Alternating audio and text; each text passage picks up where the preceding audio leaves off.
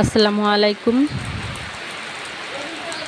সবাইকে অনেক অনেক স্বাগত জানিয়ে আমার আরও একটা নতুন ব্লগ শুরু করে দিলাম। আজ সকাল থেকে অনেক বৃষ্টি হচ্ছিল,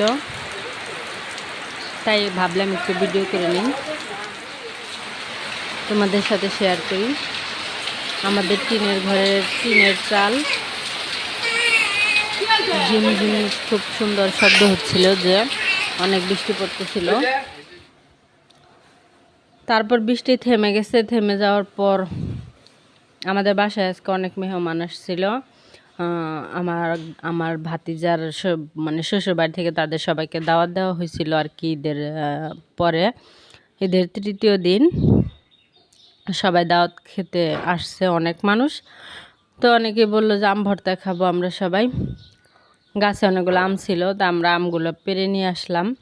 পেড়ে নিয়ে এসেই তো দুটো আম অনেক বড় বড় ছিল, তাই সবাই অনেক বলাবলি করছিল যে এই দুটো আম আমাকে দাও। ও বলছিল না আমি খাবো। যাই হোক, আমরা সবগুলো আম ছিলে নিয়ে তো ভর্তা বানাবো, তার জন্য আর কি গ্রেট করে নিচ্ছি। কাঁচা আমের ভর্তা অনেক স্বাদ হয়। তো ভর্তা বানানোর সময় ফাঁকে আর কি আমার স্বামী আমাকে বলল যে সে ভুট্টা ভাজা খাবে। আমি ওদেরকে বললাম যে তোমরা সবাই আম ভর্তা করো, আর আমি দেখি একটু চুলার পাড়ে গিয়ে ভুট্টা কটা ভেজে আনি। তারপরে তো আমি ভুট্টা ভেজে তাকে দিয়ে দিলাম, দিয়ে আবার আম ভর্তার কাছে চলে আসলাম। আম ভর্তা বানানোর জন্য যে প্রথম যে কুচি কুচি করে নেওয়া লাগে, এটা অনেক আসলে কষ্টের কাজ, হাতে অনেক ব্যথা লাগে। তারপরেও যদি স্বাদের জিনিস খেতে হয়, কষ্ট তো একটু করতেই হবে। তারপরে এই মরিচকে ডলবে, মরিচ তো অনেক ঝাল লাগে হাতে, এই কারণে আমি তো কখনো মরিচ ডলতেই যাই না। তো আমার বোনের ছেলে ভাগিনাকে বললাম যে তুমি ডলো। পরে ও মরিচগুলা এই তো কাঁচা মরিচ দিছি, দিয়ে আর কি ও আগে মরিচগুলা লবণ দিয়ে ডলে নিল। তারপরে এখানে চিনি দিল স্বাদ মতো। আমগুলো অনেক টক ছিল, যার কারণে একটু চিনি দিল। তারপর আপনার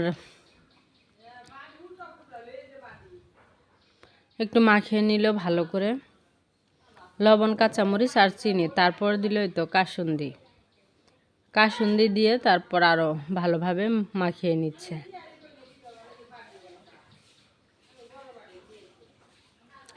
ভর্তাটা কিন্তু খুবই লোভনীয় ছিল।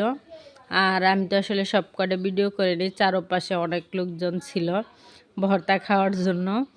সবাই তো একদম পাড়াপাড়ি তো এক বল ভর্তা একদম শেষ। খাওয়া দাওয়া শেষ করলাম। পরের দিন সকালবেলা আর কি আমার বোন জাংলার নিচে গেল যে দেখি এখানে কিছু পাওয়া যায় কি না। অনেক সময় পাওয়া যায়, অনেক সময় হয়ে থাকে, অনেক সময় হয় না। তো ওগুলা পেরে নিয়ে এসে আমরাই তো দেখি গাছে কাঁঠাল পেকে গেছে, তো একটা খুসা দিছে আর পাকা কাঁঠাল টপ করে পড়ে গেছে। তো কাঁঠালগুলো নিয়ে আসলাম, এসে তো আমার আপু তুলে নিচ্ছিল আর আমি ভিডিও করে নিলাম। তো আমার ভিডিওটা যদি ভালো লাগে অবশ্যই কমেন্ট করে জানাবেন।